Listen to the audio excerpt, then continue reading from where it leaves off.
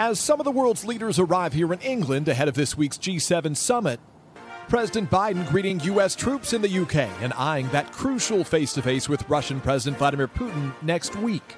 I'm heading to the G7 and then to meet with Mr. Putin to let him know what I want him to know. Mr. Putin already appearing to test President Biden with new reports that a Russian court banned the political movement led by jailed opposition leader Alexei Navalny, likely with Putin's blessing. The latest in a series of disruptive moves by Russia, including the rise in ransomware attacks like those on the U.S. beef and gas supply. The United States will respond in a robust and meaningful way when the Russian government engages in harmful activities. Still, the president insists the U.S. is not seeking conflict with Russia. We want a stable, predictable relationship.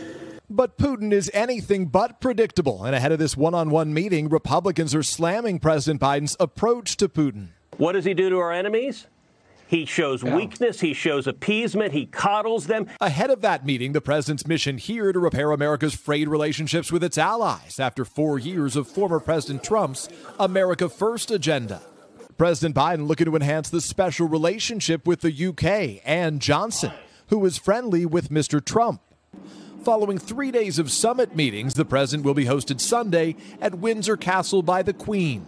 Then in Brussels, meeting with the EU and NATO, an alliance Mr. Trump threatened to quit.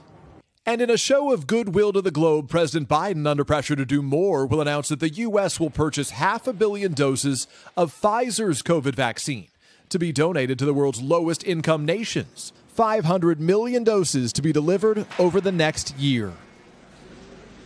President Biden, of course, has decades of foreign policy experience, and he's hoping here to parlay some of those relationships with some of these leaders for some personal diplomacy while in Europe. But given the politics back in the United States, some Europeans have some real concerns about Mr. Biden, about his durability and about whether his policies will stick. Savannah? Personal diplomacy. You did mention the Boris Johnson meeting. Of course, the president says he wants to reaffirm our relationship with the UK, but it's complicated. There's some history there.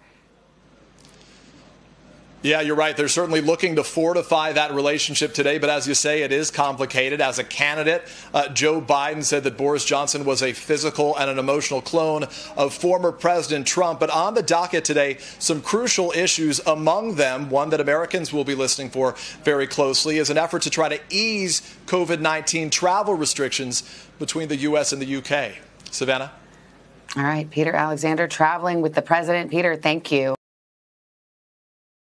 Hey, thanks for watching our YouTube channel. Find your favorite recipes, celebrity interviews, uplifting stories, shop our favorite deals, and so much more with the Today app. Download it now.